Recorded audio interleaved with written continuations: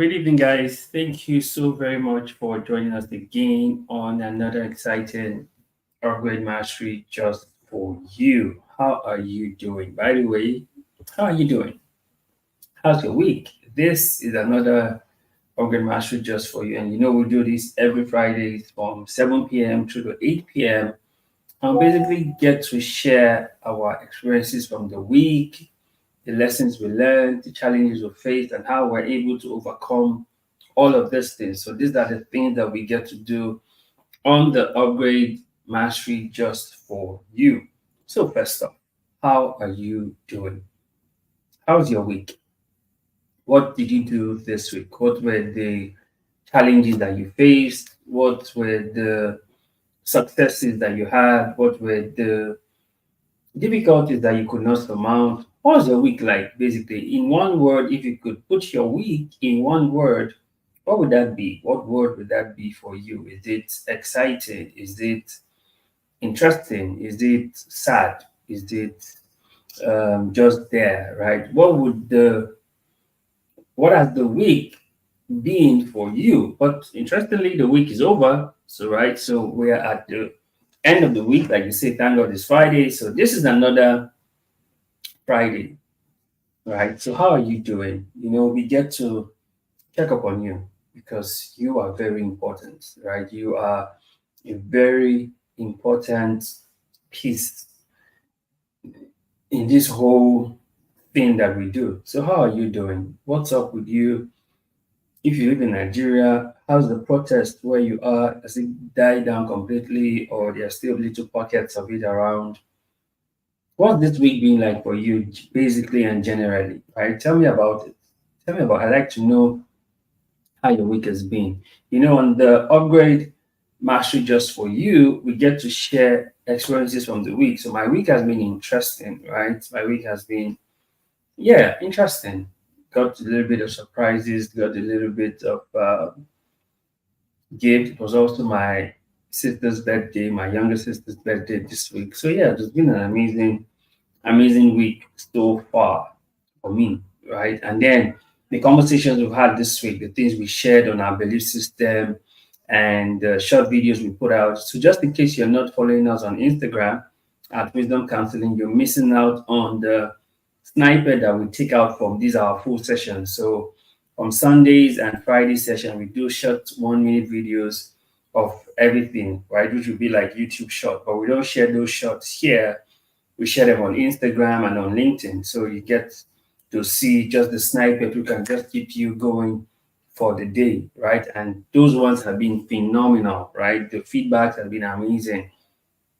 And the one for this week has just been over the roof, right? Okay, outside of me, how was your week? What have you done this week? What are the things that have stood out for you this week? By the way, feel free to share the link with your friends, your family, your loved one, even your enemies to let them know that we have commenced. It's this time of the day, night 7 to 8 every Fridays. This is our time. This is our time, right? So nothing should be coming between you and this time at this time, right? So this is our time. So during the week, there are amazing sessions on the belief system, right? The belief system is what we share Monday through Friday. Monday through Friday, we have amazing sessions on the belief system section, and it was beautiful. So we're going to do a little bit of short review of those belief system sessions so that we can just do a catch up. And then we'll get into our conversation for today. Now, our conversation for today is on storytelling, right? Our conversation for today is on storytelling, and it's a beautiful conversation that we are going to be having. But before we get into that conversation on storytelling, we will take a quick recap of what we've shared this week on the belief system. So this week we started out the belief system conversation on something very interesting, right? We started out talking about help will come, right? And then we went on to talk about do as instructed. Then we talked about little is better than nothing. And then we talked about words are powerful. And we wrapped up the conversation by talking about own your story. So let's get into the first one, right, which is help will come. Now, regardless of what you're facing right now, there's something I need you to know is the fact that help will come, right? It makes a world of difference just knowing that help will come, right? I said here that no matter how tough and rough situations may be, it may take time, but help will come, right? And just knowing this gives you a certain kind of relief, knowing that help will come. Now, we said in the ancient text, although the man who had been sick for 38 years by the pool of Bethesda, when Jesus came to him, his story changed forever, right? Jesus asked him, "Do you want to get well?" And he said, "Oh, I had no one to help me." Now, that just tells you that regardless of the man's situation, he still had belief that help will come. That's why he said, "I had no one to help me." And he was standing before the helper, right? Understanding this reminds us what scripture tells us, that God is our refuge and strength, a very present help in time of need. So I don't know the need you may be going through right now, and this is my word of encouragement to you, is that help will come. Now, I'd like you to type that out in the comment section. Help will come. Very important. Just settle that in your mind, that help will come. Now, which means that as long as the need arises, you can be certain without the shadow of the doubt that the help will come. Now, living life with this consciousness gives you peace, knowing that you are never without help. And no matter where you go, no matter what you face, help will come. Now, you see, sometimes you may not even know when the help will come, but you must believe help will come. And remember, to him that believes, nothing is impossible. So I ask you, do you believe that help will come? Now, three simple reasons why help will come. Number one, problems don't last forever. No problem lasts forever. We saw the man by the pool of Bethesda, 38 years. That was not forever. No problem lasts forever. The man that was at the beautiful gate was there for a long time. No problem lasts forever.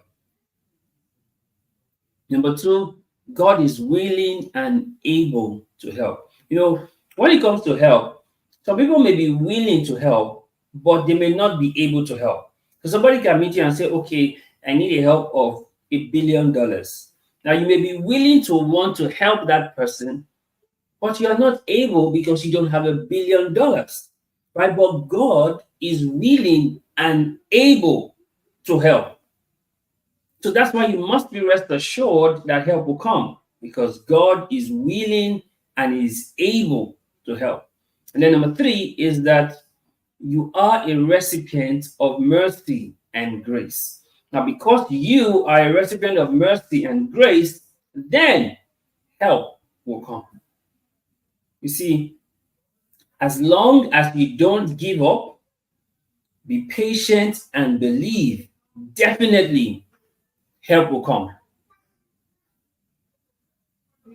See, help will come because you are deserving of help. You may not believe it, but it does not change it. Right? And when help comes, you will know.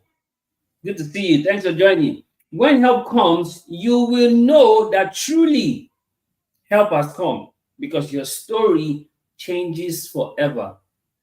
When help comes, your story changes forever. Like the man by the pool of Bethesda, 38 years he had been there. But when help came, his story changed.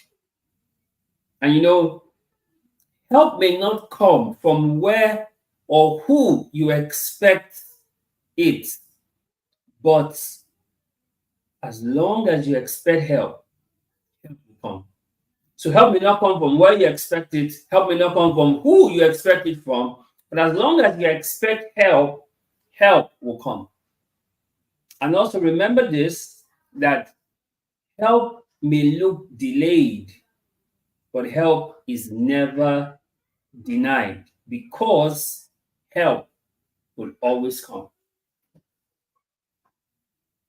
Right? So that's how we started the week, by saying help will come. And then we moved on from that conversation in the week, and we talked about do as instructed. Right? Do as instructed. Now, this is very critical because some people have received instruction on what to do, but they have just not done it. And because they haven't done it, they have not seen the kind of result they should have seen if they have gone to do as instructed. Right? So sometimes the most difficult thing for some people is to do as instructed. That's the most difficult thing, to do as instructed. And you see, in the ancient text, King Saul was rejected by God because he didn't do as instructed. Prophet Samuel had given King Saul the instruction on what he needed to do to utterly destroy the Amalekites. But King Saul did not do as instructed. He spared the king, he spared the best of the animals. And then Samuel reminded him, obedience is better than sacrifice. You see, King Saul's reign would have been forever, right? Would have been like how David's reign became, but because he didn't do as instructed, he was now rejected. And then God had to look out for David. Notice, it was because Saul was rejected, that's why God had to replace him with David. And you see, when people do as instructed, there are rewards. And when they don't do as instructed, there are consequences. When Mary told the servant, whatsoever he tells you to do, do it. And the servants did as instructed, and they saw the miracle of water turn into wine. You don't know so much for you to neglect what you have been instructed. The instruction is always for your benefit, regardless of how things look at the moment. Right? The instruction is always from your benefit. Regardless of how things look at the moment, the instruction is always for your benefit. Now, 3 simple reasons for you to do as instructed. Number 1 is the proof of complete obedience. The reason you do as instructed is proof of complete obedience. Number 2, it's a sign of maturity and discipline. Right? It's a sign of maturity and discipline. Number 3, it gives you peace and phenomenal results. Right? When you do as instructed, you enjoy peace and you see phenomenal results. So, when you do as instructed, you enjoy supernatural help and amazing results because you do as instructed. Imagine if the servants did not do as instructed, water would not have changed to wine. Also, do as instructed because it is the easiest way to live without stress and overthinking. The easiest way to live without stress and overthinking is to do as instructed. And you see, you do as instructed, not because there are no other options, but because the instruction is the best choice. Did you get that? You do as instructed, not because there are no other options. You do as instructed because the instruction is the best choice. And remember this, those who don't do as instructed suffer the consequences of disobedience, just like King Saul. They suffer the consequences of disobedience, those who don't do as instructed. And you see, the instruction is all you need to succeed. So do as instructed, no questions asked. Just do as instructed. Right? Your blessing is in the instruction. So do as instructed. No need to argue, no need to try to reason it out, no need to analyze, just do as instructed. It's simple, yet it is the hardest for a lot of people to just do as instructed. Right? And then we moved on from that conversation and we talked about little is better than nothing. Now, the reason I really enjoyed this conversation during the week was the fact that sometimes a lot of us trivialize little. And they say, it's just little, Joy, it's just little, it's just little. Now, looking at that little, I began to realize that little is better than nothing. Right? Little is better than nothing. And what do we talk about? We said, why you want to have all it is and have it big, keep in mind that little is better than nothing. Now, in the ancient text, when Jesus encountered the Canaanite woman who shouted out to him, Lord, Son of David, have mercy on my daughter. Right? She's horribly possessed with a demon and it torments her. Jesus said to her, it is not, Jesus ignored her initially. And then the disciples said, oh, Jesus, why are you ignoring this woman? And Jesus now responded that I have been sent only to the Lordship of Israel. Right? And then she continued to bow down before him and say, Lord, help me. And Jesus responded, it is not right to give the bread from the children to throw it out to the dogs. The woman said, you are right. Even the puppies get to eat the crumbs that falls off the prince's table. When Jesus heard that, Jesus said, woman, your faith is strong. What you desire will be done for you. And at that very moment, the daughter was instantly set free. Now, looking at this woman's situation, you realize that little is better than nothing.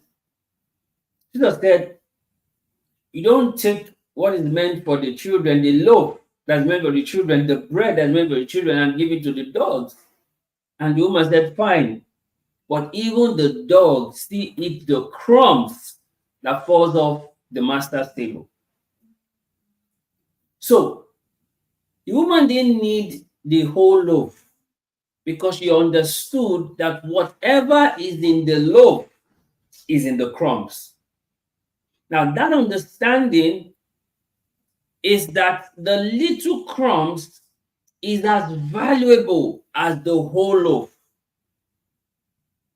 And that made a significant difference in her story. She realized that little is better than nothing. Right? Having the little crumbs is better than not having anything at all. Remember the proverbial saying, have bread is better than none. So the little support you have is better than no support at all. Right? The little encouragement you get is better than no encouragement at all. Right? The little urgent 2K is better than having no cash at all. So regardless of your perspective that you want to view it from, just remember, little is always better than nothing. So never trivialize little because it is better than nothing. Right? Now, three simple reasons why little is better than nothing. Number one, it makes a difference. Little makes a difference. Number two, it can be a starting point. Little can be a starting point. Number three, little gives you a story. Gives you a story. Now, it is wise to have 1% of something than to have 100% of nothing. I'll say that again. It is wise to have 1% of something than to have 100% of nothing. Because little is better than nothing.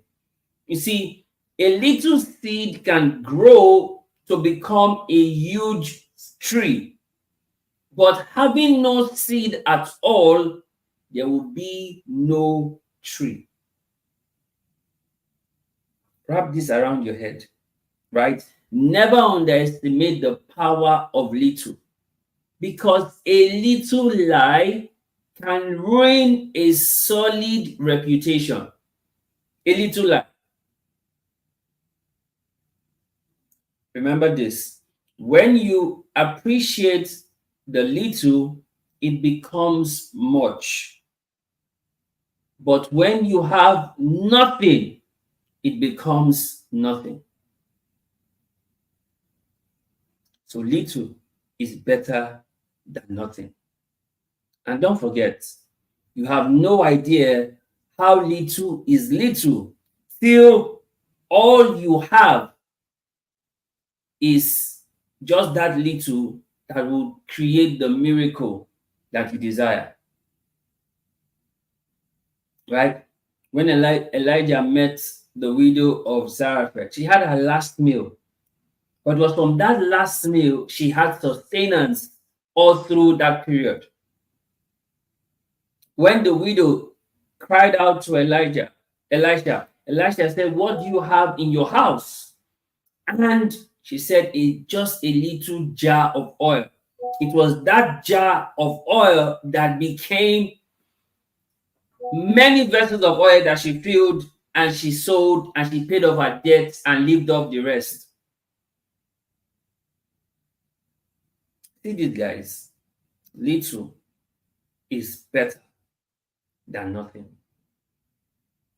So never in your life trivialize little. Never play down on little. No. You do that to your own detriment, because little is better than nothing. Never forget that. Right? And then we moved on from that conversation and we talked about words are powerful. Right? Words are powerful. You see, we live in a world where people just talk anyhow. They talk carelessly. They don't pay attention to their words. They just talk for the sake of talking. They say it's vibe, it's cruise. But you see, what you don't understand is that words are powerful. In fact, we had a full 1 hour session on that conversation on words. So just in case you missed it, you need to go back on the YouTube channel and look out for that topic, words. We had an amazing session on words, right? Last Sunday, amazing session. So just go back and look it up. But then we just wanted to throw more light on it in this conversation. And we say words are powerful, particularly saying the right words, right? Saying the positive words. Because many times we just focus on the negative words. Let's also look at the positive words and what it can do. So, funny how when people say words are powerful, they look at it from the negative perspective only. No, positively, words are powerful. You see, in the ancient text, Abraham said to Abimelech the king that Sarah was his sister, and Abimelech took her, right? Until God now intervened and told Abimelech that you are a dead man. Return back Sarah to Abraham, for she is his wife, and meet him that he would pray for you, for he's a prophet. Now, but prior to this time, if you read scripture, now this happened in Genesis chapter 20. Prior to this time, In Genesis chapter 19, God had changed the name of Abraham and Sarah from Abram and Sarai to Abraham and Sarah. Now, Sarah meant princess. Now, at this time, Sarah was 90 years old and Abraham was 99 years old. But because Abraham kept calling Sarah princess, her body started to regenerate and she started to look young and fresh. Now, take note, kings of those days only go for the best of women. You don't go for old women, you don't go for women who have passed their prime. You only go for young women. You saw what happened to David when he saw Bathsheba having a bath. She was young, beautiful, right? And then he didn't mind to kill Uriah so he can have her because she was beautiful, right? You saw the time of the king who dropped his queen Vashti and did a contest for a new queen, and Esther was selected, right? Among all the prettiest, Esther came up top and she was selected. So the kings always go for the best. So why will Abimelech go for Sarah if Sarah was not actually now looking like a princess because of the words that were being said to her? Words are powerful. You know, if you keep telling yourself you are looking old, you are looking old, in a matter of time, you start to look old. You look old. Because it's your words. Your words have regenerative ability. Your words. Right? So, the reason why Sarah began to look young was because of the words Abraham was calling her Sarah, princess. Princess. And a king now was interested in a 90-year-old princess because she didn't look 90. She didn't look 90. See, three simple reasons words are powerful. Number one, they are creative. Remember, your words are spirits and life. They are creative. Number two, they are regenerative. Sarah began to look like a princess because the word that was always coming to her was princess, princess, princess. Number three, they can help combat your fears, anxieties, and worries. Your words can combat your fears, anxieties, and worries. You see, when Job kept saying the thing that I feared most, he spoke about those things, and they were the things that eventually happened to him. Imagine if he had spoken about what he wanted the most, not what he feared the most. Because when he got the news, he said, the things that I have feared the most have eventually happened to me. So imagine if he had kept saying the things he wanted the most, not the things he feared the most. See this, guys.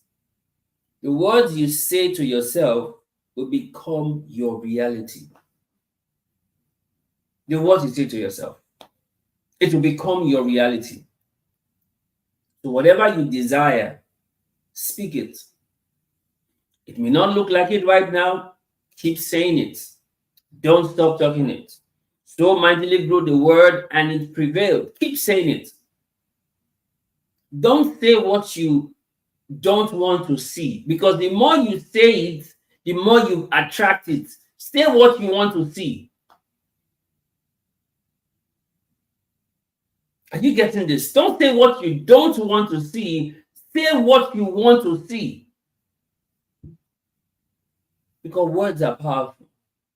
You see, as long as you keep saying the right words, it is only a matter of time before your words become your word. Only a matter of time. If Sarah at 90 was still being envied by a king because she was always calling herself princess by her name, Sarah, Abraham was calling her princess. And literally, she was regenerated at 90.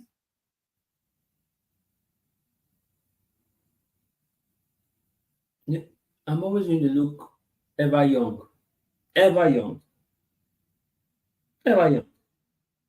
Because your words are powerful.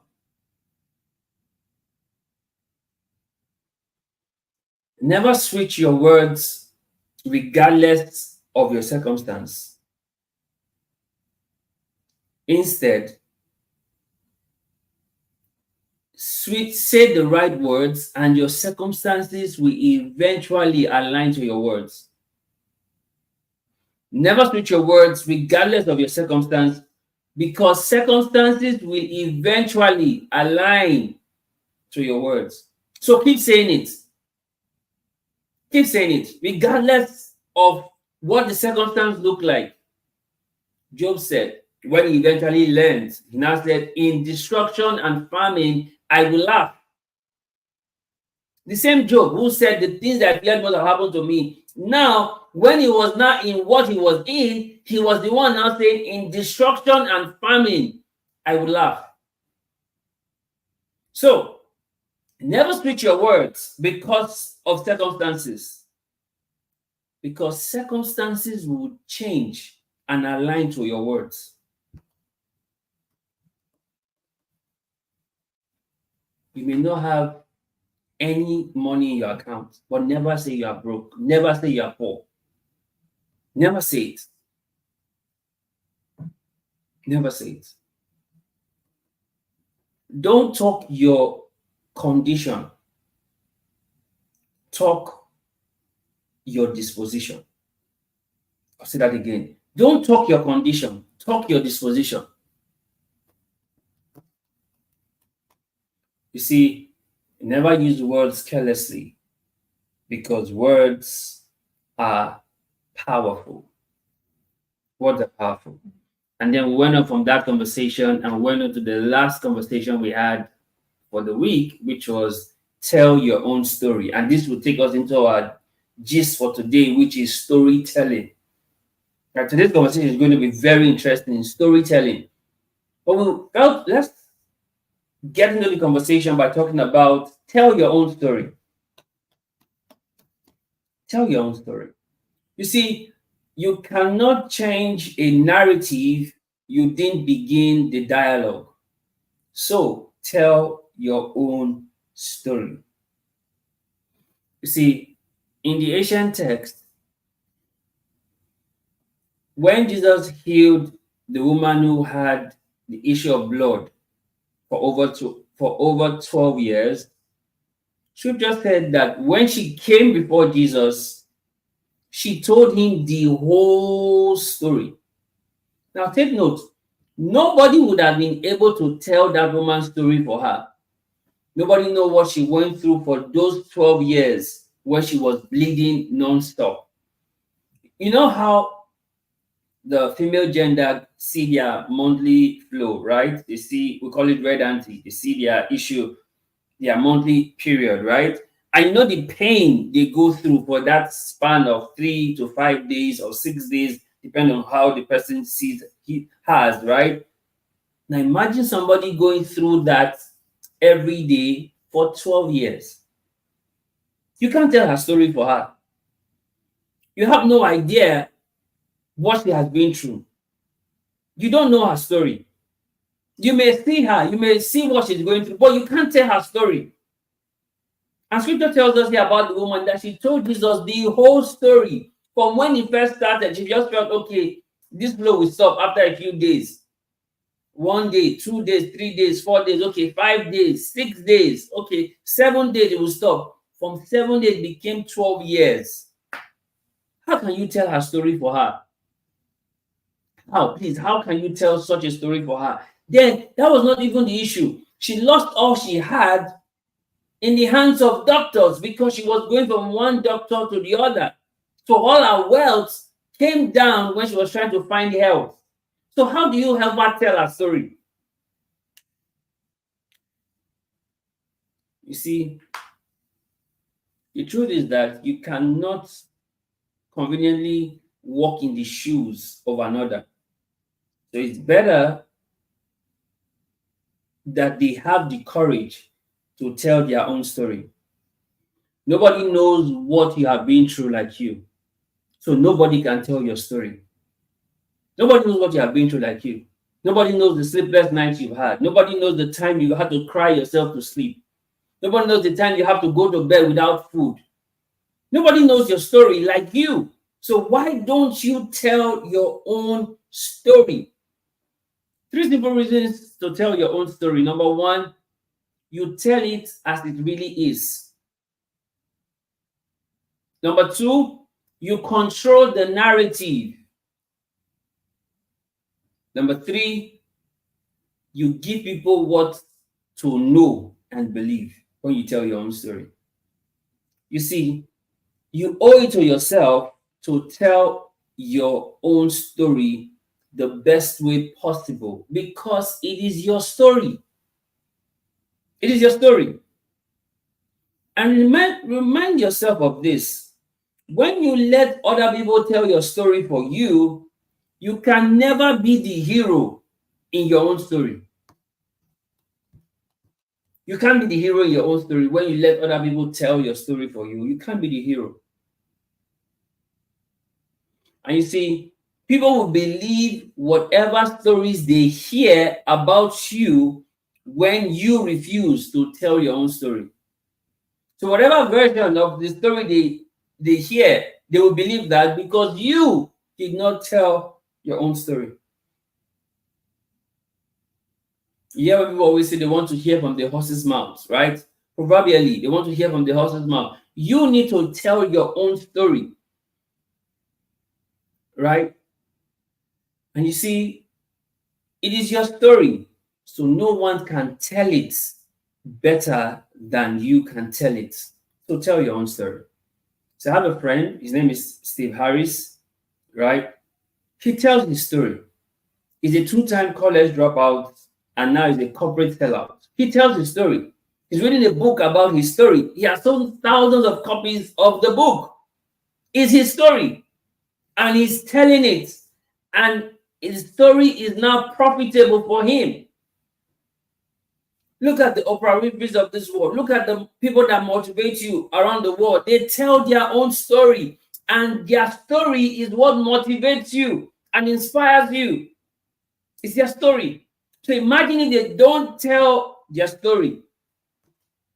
Someone else will tell it for them. And like I told you, you can never be the hero in your story when someone else is telling your story for you. You see, if you don't tell your own story, there are other people who will tell your story however they please. If you don't tell your own story, other people will tell it however they like. They'll tell it. So you must learn to tell your own story. This is where we wrapped it up for all the belief system session for the week. So in case you have been missing out on our belief system session, please don't. We share. This is just a review of everything. Most of all the details, I didn't talk about them. I just picked some points to talk about, right? So go on our Instagram at Wisdom Counseling or just type Mr. Upgrade on Dr. Upgrade on Instagram and it will pop up. So you read our belief system session. They are amazing. They literally help you to upgrade every week. Right? Now let's get into our conversation for today, which is storytelling. Now, this is a very important conversation. Do you know why? Because we live in a world where storytelling is the order of the day. And that's why we're saying tell your own story. You see, when the colonizers came to Africa, they changed our story. They made us believe like we didn't know anything before they came. Right? I always tell people that the ancient city of Benin had street lights, had well-paved roads even before the Portuguese came. They had their own level of civilization at that time. They had their bronze, they had their ivory. How did they know all of these things? They had the moat in Benin, which was 4 times the Great Wall of China. Today, you know the Great Wall of China is among the wonders of the world, but you don't know about the moats of Benin, which were 4 times the Wall of China. That's what storytelling can do. It can help erase history. It can help rewrite history, storytelling. That's why you need to get good at storytelling. That's why I started off by telling you to learn to tell your own story. You see the way the whites or the West will tell their stories, you believe like every good and perfect gift comes from abroad. No, every good and perfect gift doesn't come from abroad, it comes from above. But they've been able to tell the story in a way you will always believe. If it is not white, it is not right. Because of how they have gotten good with their storytelling. And one of the things we need to get good at this time and at this stage is our storytelling. Don't you see how even when you watch, pardon this explanation, even when you watch African Magic, don't you see some of the way the stories are being told? Sometimes I tell people that if you watch African Magic, sometimes you may just become dull. It reduces your IQ. Why? Because of the way the stories are being told. But when you watch Netflix, you watch Prime Video, you see the way the stories are being told. It's about storytelling. It's a beautiful stories. Beautiful stories. There's one cartoon that I love cartoons a lot, right? I love cartoons, right? Because they have some, it makes me feel young and there's so many messages to learn from cartoons. But then I realized that the people who have agenda also use storytelling and they infused it in cartoons. So one of the cartoons I loved, I think 2020 or 2021 or 2022, I can't remember exactly. One of the cartoons that came out then was Luca. I loved Luca, Silencio Bruno, right? Luca, very interesting cartoon. But the undertone of Luca was LGBT. They were telling that story in a way it feels interesting, it feels okay, it feels good to come out and no longer hide your true identity or your new identity. Because Luca was a sea monster who, when he comes out from the water, becomes a boy. That's the whole concept of Luca. And then Luca was a good storytelling for LGBTQ. When I Googled it, I was like, oh my word, these guys have gotten here again. Storytelling. So let's look at storytelling, right? The word storytelling. The S in storytelling is a script. You see, if you look at scripture, it's a script. Scripture is a script. No wonder Jesus said, lo, I have come to do thy will, O God, in the volume of books written of me. He said, I must work the works of him that sent me while it is day, for night comes when no man can work. So he came to fulfill the script. That's why it's called scripture. There's the script. Every good story, every good storytelling has a script. That's why I could tell you that the local cartoon, and there's so many other cartoons like that out there too. Local cartoon had a script. The script was to infuse LGBT, let people know it's okay to come out and no longer hide this your new identity. So the S in storytelling is the script.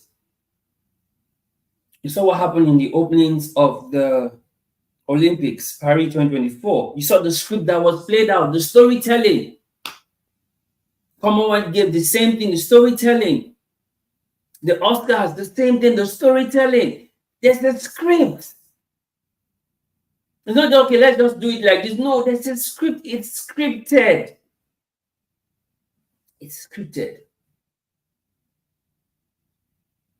Right? The S in storytelling is the script.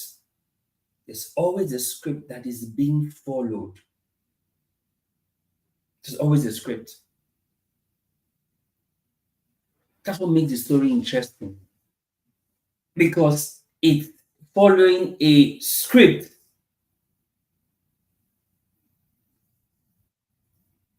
So when you get out of script, the director will say cut because you're out of script. We can get back into the script. Every storytelling that has significant impact has a script. Has a script. Right? The T in storytelling is the tactics. There's always the tactics for the storytelling. You can see that the story begins from the end and goes back to the beginning to review what had happened before it got to the end, or it starts from the middle, or it starts from the beginning. There's always the tactics for the storytelling. Remember those days where they used to do Tales by Moonlight? There's always this tactics for the storytelling. So no storytelling is without tactics. No. That you don't know the tactics doesn't mean storytelling doesn't have the tactics. There's always the tactics for storytelling. It follows a pattern. It follows an order. The tactics that goes into the script. So you will not be able to know what's being done if you are not sensitive. Remember, we've always talked about obvious but not obvious. Why is that possible? The tactics.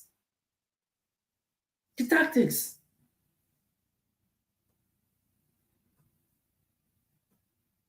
Even at this opening of the Paris Olympics, some people didn't even know what was happening. They just saw it as fun and entertainment. Why? It's the tactics. It's the tactics.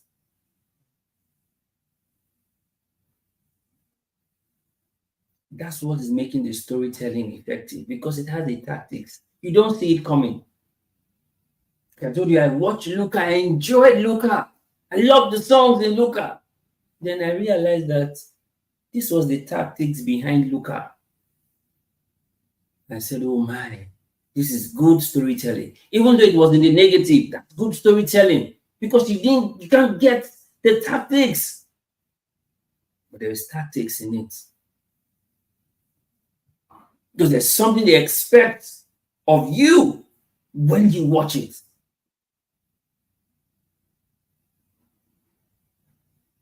There's the tactics in storytelling.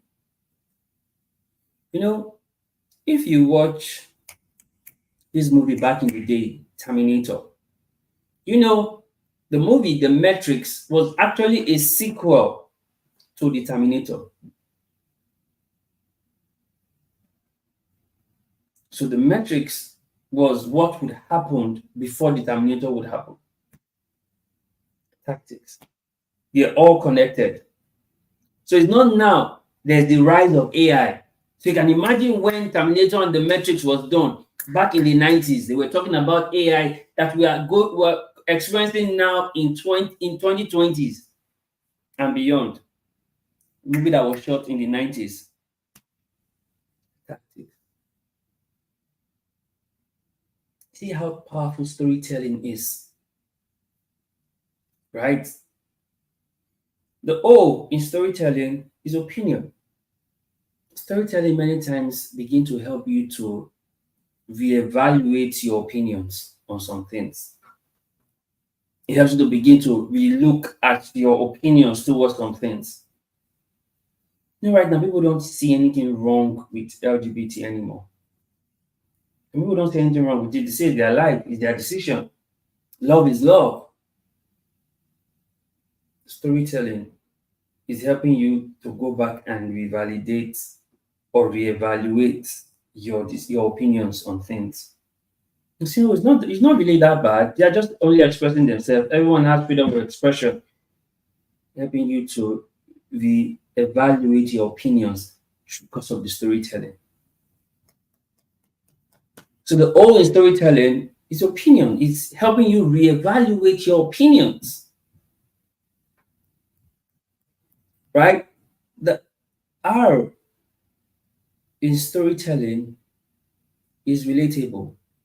And one of the beauties of storytelling is how it's relatable. Every story is relatable. I know it can be used for good, can be used for evil. Jesus used a lot of stories in his day. You could see him talk about a sower went to sow seeds. Relatable, people can understand that. You could see him talk about the parable of the talents. Relatable, people can understand that. See him talking about the parable of the 10 virgins. Relatable. Every story is relatable. You can relate with it. You can say, oh yeah, I understand this story. You see, even when Prophet Nathan came to David in 2 Samuel chapter 12, because in 2 Samuel chapter 11, David had killed Uriah to marry Bathsheba, and then in chapter 12, Prophet Nathan showed up. And guess what? He told David a story. I said there were two guys in your kingdom. One had everything, and one had nothing but just one sheep. Now, the one who had everything had a guest, and then he went to take the one sheep from the one who had just one sheep and killed it and prepared it for his guest.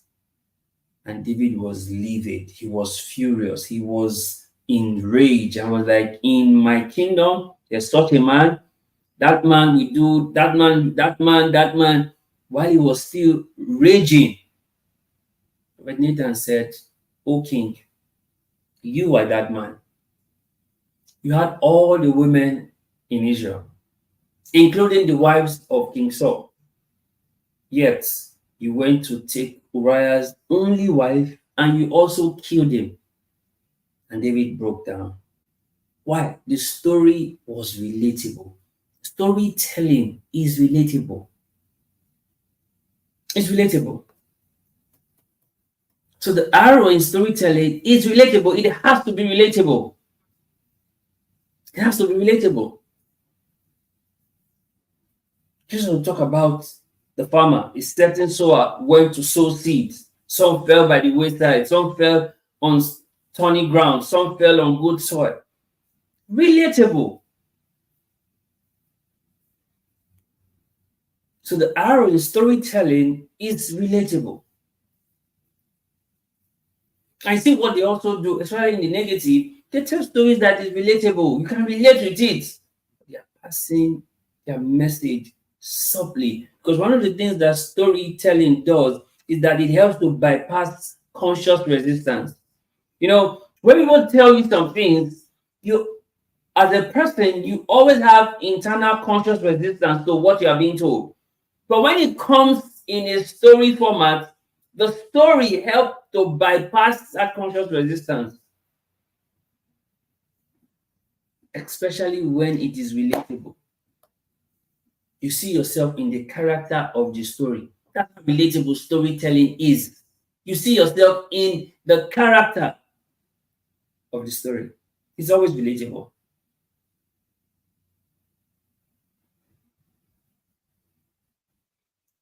The why in storytelling is that the story over time can be put a yoke on you. Yes, the story can put a yoke on you, can put a burden on you. How does it do that? Because you now believe it. And if it's the wrong thing, it puts you down. It puts a burden on you. See, you must understand these things and how powerful and how effective storytelling is and how it is operational in today's world. Highly operational. No missing words. Highly operational in today's world. Storytelling. And you see, the T in storytelling is timing. There's always a timing for storytelling. Always a timing. There's always a timing for storytelling. Storytelling has mastered timing.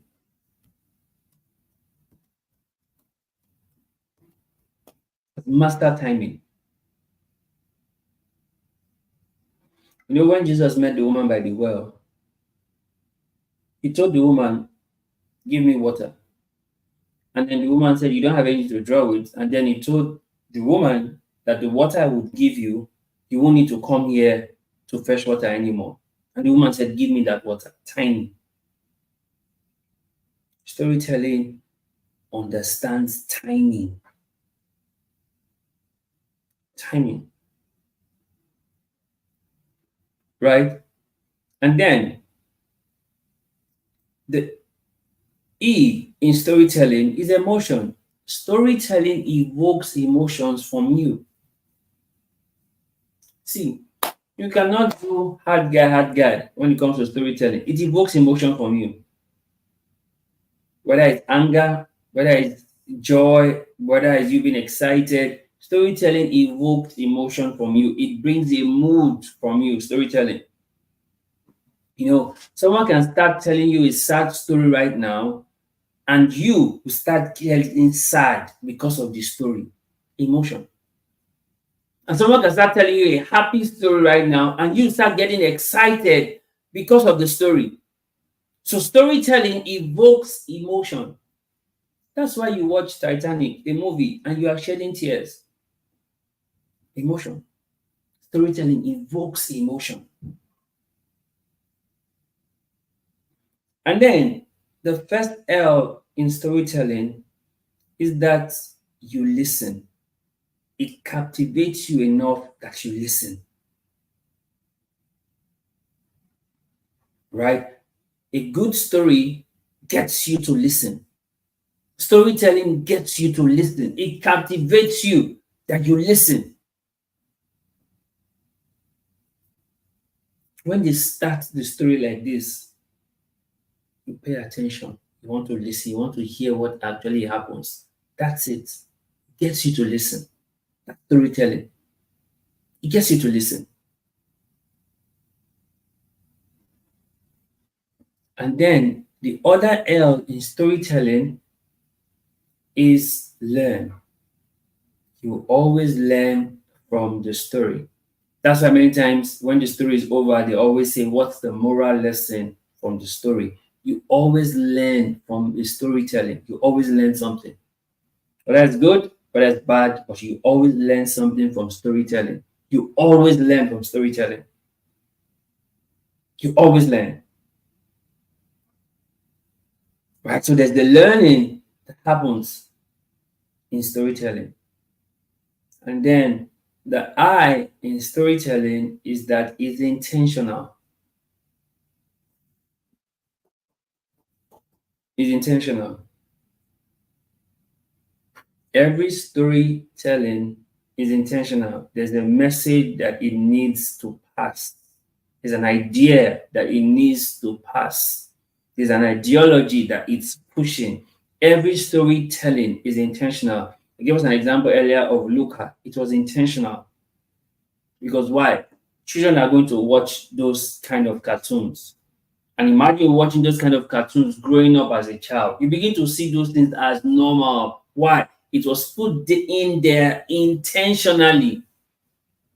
You see cartoons now where two same-sex characters are kissing in cartoons that kids are watching. It's intentional. It's part of the storytelling.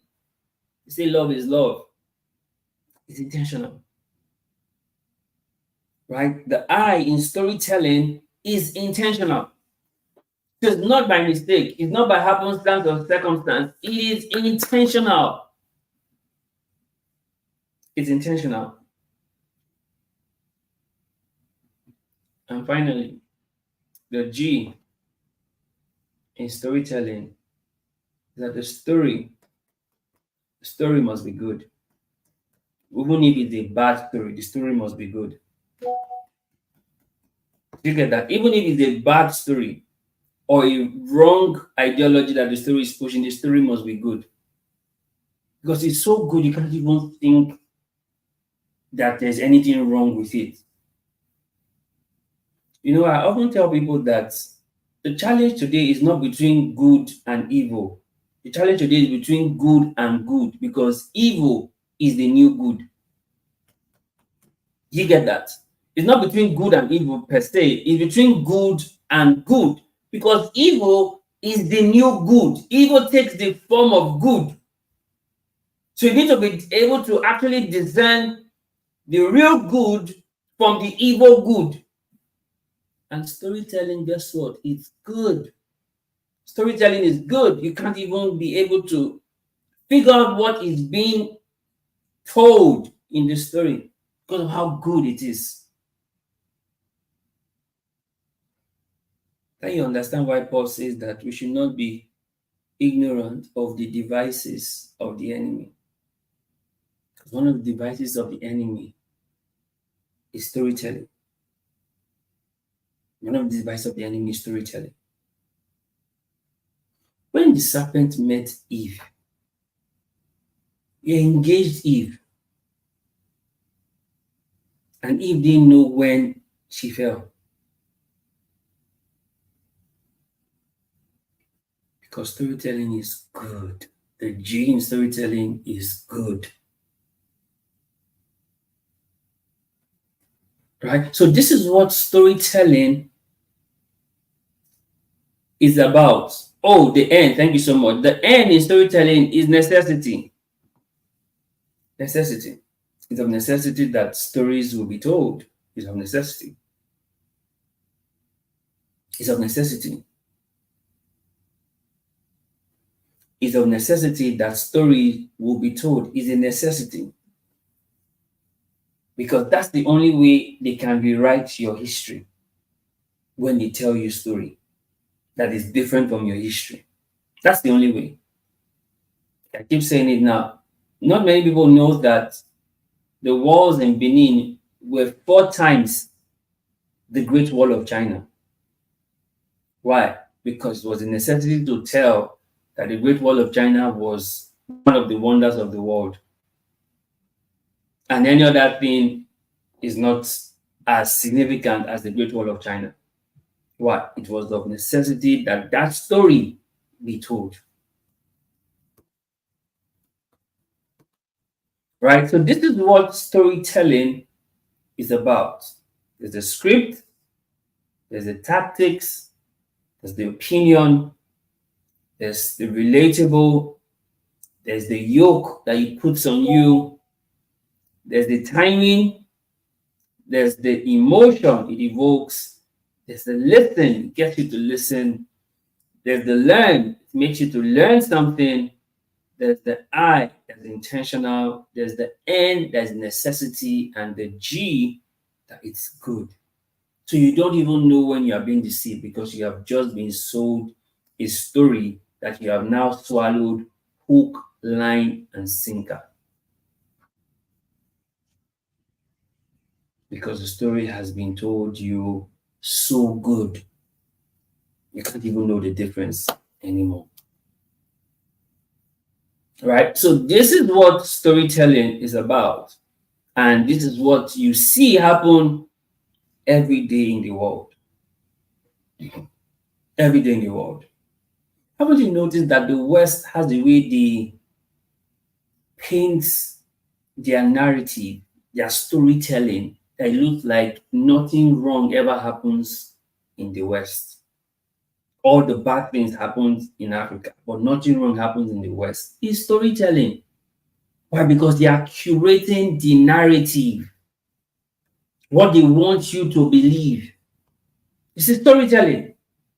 I told you earlier, you get to the point where you begin to believe every good and perfect gift comes from abroad. But that's not true. Every good and perfect gift comes from above.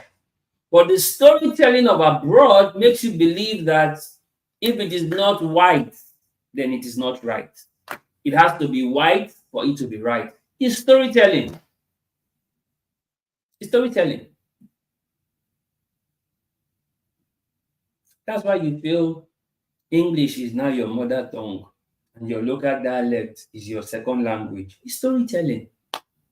That's why you do 2 traditional weddings in the name of white wedding and traditional wedding. It's storytelling.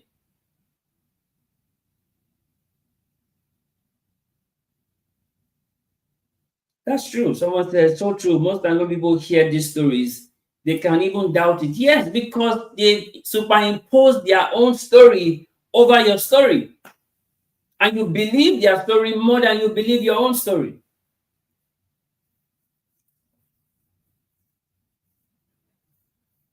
If there were no form of civilization in the ancient city of Benin, why did they loot so much out of the city that they are still returning back even till tomorrow?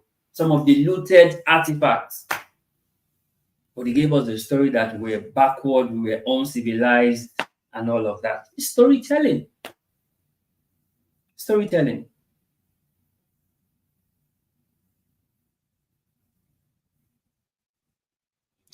This is why this is important for us at this time. So we begin to actually know the truth and discover the truth and research the truth so we can be able to pass down the right stories to the next generation. Because most of the stories we have been told were not the true stories. They were not the true stories. But we have believed them because they were the only stories that were told us. But we cannot afford to continue that circle. It's time to break it and begin the true storytelling. Because the truth is this: you cannot change a narrative that you did not begin the dialogue. You can't change a narrative that you did not begin the dialogue. So you need to now start telling your own story. That's why we started off this conversation by talking about tell your own story. Nobody will tell your own story like you will. Nobody. Nobody can tell your story like you. So tell your own story. Because we live in a world that thrives on storytelling.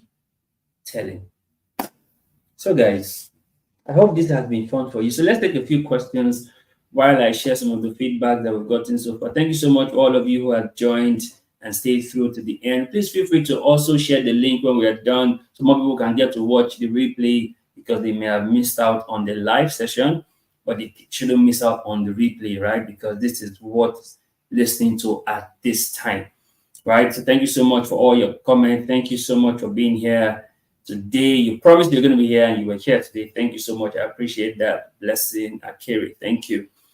Right. Thank you for the feedback. Do as instructed. Peace and phenomenal result. Yes. Thank you for the fires. Thank you. Thank you. Yes, focus on what you want and speak on what you want, not what you don't want. Because saying what you don't want just makes what you don't want becomes more of your reality. So focus on what you want, right? Don't keep saying I'm sad. Don't keep saying putting sad smiley or sad figures. That will continue to be your reality, right?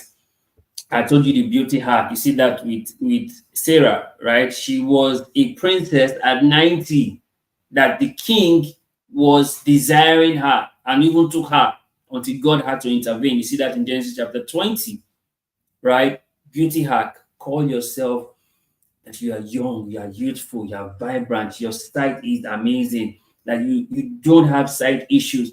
Say what you want to see, not what you are seeing, because your words have regenerative ability. You know, when you see when they cut an octopus, it will regenerate, it will grow out back again. That's the same way your words on you has regenerative ability. I'm always forever young. I'm always forever young. I'm always strong and agile. Your words have regenerative ability, right? Thank you so much for the feedback. So let's take questions. If you have any questions, feel free to send in your questions. Thank you. Don't talk your condition, talk your disposition. Very true. Talk your disposition, right? So true. Yep. Thank you. That's why you don't watch cartoons. Well, you should watch cartoons. Cartoons are beautiful, right? Just be more sensitive when you watch it, though, right? They're beautiful. I love cartoons. I learn a lot from it. And thank you for the fires. Thank you for the feedback, and thank you for this. So true. Most times when you hear these stories, you can't even believe them. That's the power of storytelling, guys. That's the power. That is the power for you. Storytelling. Right? So let's take a few questions. If you have any questions, this is the best time to ask a question. Let's see if we can take one or two questions and we'll be out of here for today. Thank you so much, guys, for being here, for staying through from the beginning to this time. You are the real VAP, value adding personality. You're the best. Thank you for staying. Now, so let's take one or two questions and then we'll call this a wrap for today. I've had a great time. I've enjoyed myself sharing this value with you. And I believe you too have had a great time and you've also learned something valuable for yourself moving forward. This is the time for you to start telling the right stories about who you are, about what you do, because nobody will ever tell your story for you the way it should be told. Nobody, right? Nobody will tell your story for you the way it should be told. Thank you so much for being here. Thank you, Blessing, for being here. All right. Thank you so much. Okay, guys. Question one or two questions. So we'll call it a wrap for today. I've had a great time on this conversation today, and I know you too have had a great time. I appeal to you, share this link with your friends, your families, your loved ones, even your enemies. Share. This will help them. Share, right? Share, because the value here is top notch. It just helps you to begin your upgrade journey, right? Yeah, question is here. How do you know when is the right time to tell your story? Okay, very beautiful question. How do you know when it's the right time to share your story? Okay, I'll answer this question from this perspective. Everybody have their different kind of stories in their lives. They have their different versions of stories in their life. Now, there are some versions that you will be ashamed of to share because you feel like if you let people know that version of you, they may distance themselves from you, right? You know when it's right for you to share your story when you realize, first, you have healed from that your story, and two, there's not anybody will use the story to say to you that would ever get you offended or get you hurting. Then you know you can share your story, right? When you recognize and realize that there's nothing you would say about your story that will make you go back and cry and regret why you said it, then you know you can tell your story. Until then, wait. You will know when is the right time to share your story, right? When you know that this time sharing your story is for the benefit of others so that they too can learn a thing or two from your story. And no matter what they will say about your story, if they've heard it, it doesn't do anything to you anymore. I have a friend, Lara Kuda UC. She's married now again. She had several abortions, not one, not two, not three, not four, several abortions in her lifetime. And she had like 2 kids out of wedlock already. She's telling her own story, her own way. And she's not ashamed of her story. She's built a business around telling her story. The same with my friend Steve Harris. From college dropout to corporate sellout. He's telling his story. He even have a book about that story. And he has sold thousands of copies of that book. He's telling his story. He's not ashamed to tell people that he's a 2-time college dropout. That he went to 2 schools and he dropped out from 2 schools. It's a story. He's not ashamed to tell it. So when you get to that point, when you realize you are not ashamed of your story, then you can tell it. Because some people are still ashamed of their story. So how do I tell people that I was raped? You're still ashamed of the story. How do I tell people that, I was abused? You're still ashamed of the story.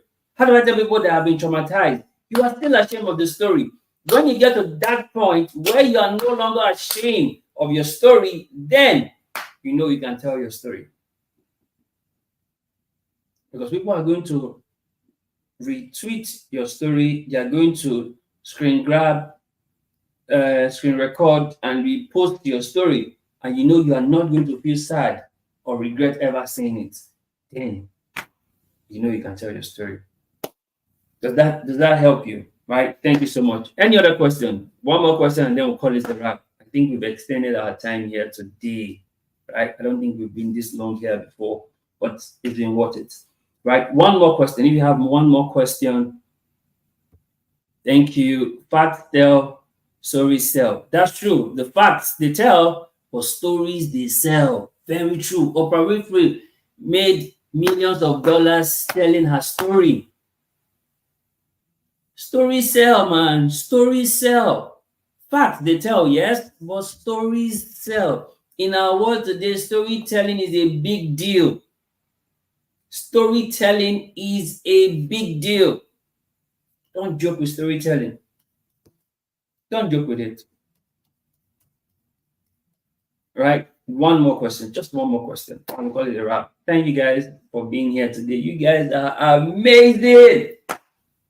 Yeah, even more amazing when you share this at the end of this conversation. Just share with your friends, share with your loved ones. Just share, right?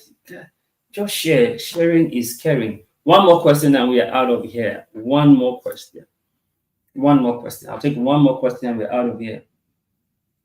But has this been fun for you? It has been fun for me. I had a great time. I've had a great time. Right, we've been doing this for a while now, and it's just been phenomenal.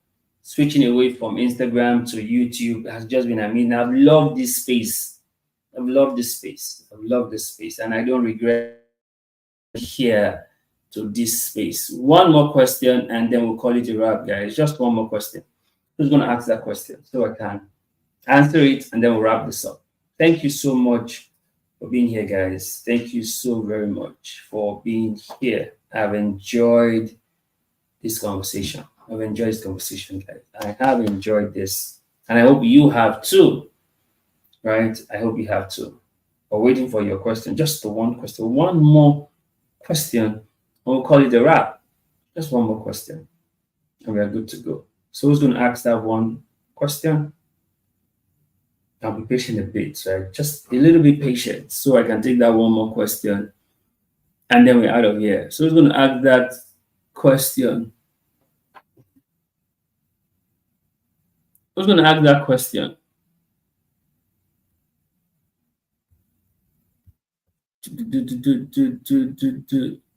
Who's taking the question? Who? So who's asking the question? Question not coming. Question not coming. Question not coming. Okay, so if the question is not coming, I think this will be where we call it a wrap. I've waited. Let me just wait one more minute. After that, I will call it a wrap if the question is not coming in. So, guys, you guys have been amazing. Thank you. And I want to strongly appeal to you. Please share. Share this with your friends, your followers, on your WhatsApp status, on your Instagram story, on your LinkedIn, on your Twitter. Just share. Right? You never know whose life you would be helping to upgrade when you share this with them. Because I know anyone who comes in contact with this will definitely upgrade. Without a shadow of a doubt, I know that. I know that like I know my name. The person will upgrade. So that's why I encourage you to share. Like people in your space, in your network needs this, and only you have the privilege to share this with them. And I believe you will share this with them. Yes, I told you the question will come, so let's take it. Question is, what if you tell your story and people don't believe? What if you tell your story and people don't believe? You are not telling your story so they believe. You are telling your story because it's your story and you are ready to tell it. If they don't believe, that's on them. You can't get anyone to believe your story. Right? It's your story to tell. It's their believing to do. If they choose not to believe, that's their cup of tea. But you telling your story, that's your loaf of bread. Right? So tell your story. If they choose not to believe, that's fine. But you've told your story. Right? Your telling your story is not dependent on whether they believe you or not. You're telling your story is dependent on you telling your story because it is your story. And no one else will tell your story better than you will tell your story. So whether they believe is not the reason why you tell your story. You tell your story because it's your story and you know it will be a blessing to someone's life. Right? And it's true. It's funny how people argue with someone else's story. Yes, it's not your story, but you're arguing.